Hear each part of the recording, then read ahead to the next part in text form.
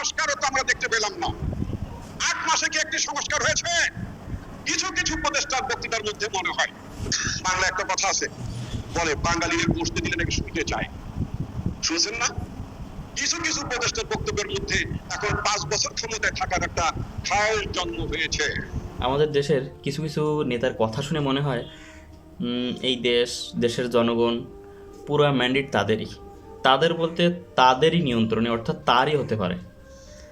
মানে কোনো একটা রাজনৈতিক দল, কোনো একটা রাজনৈতিক প্রতিপক্ষকে এমনভাবে ভ্যানিশ করতে চায়, এই মানুষগুলোর মানসিকতা এতটাই নিচে নেমে গেছেন।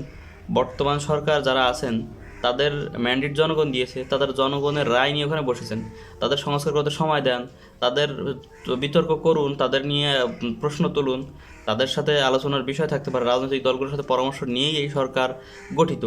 তো তাদেরকে সময় দিতে হবে। প্রথম থেকেই তাদেরকে সমালোচনা করা শুরু করছেন, তাদের সমালোচনা করতে হবে, ঠিক আছে, গঠনমূলক করেন, তাদেরকে নামাইতে হবে, আরেকজনকে বসাইতে হবে। এই যে ট্র্যাডিশন, এই রাজনীতি থেকে বাংলাদেশ মুক্ত চেয়েছিল, কিন্তু হতে পারছে কিনা আদৌ অনিশ্চিত। এবং ইন ফিউচারে দেশের জন্য কি আছে, এই সকল পলিটিশিয়ানরা দেশের এবং দেশের মানুষের জন্য কি করবে, এটা জাতির কাছে খুবই ধোঁয়াশার একটা বিষয়।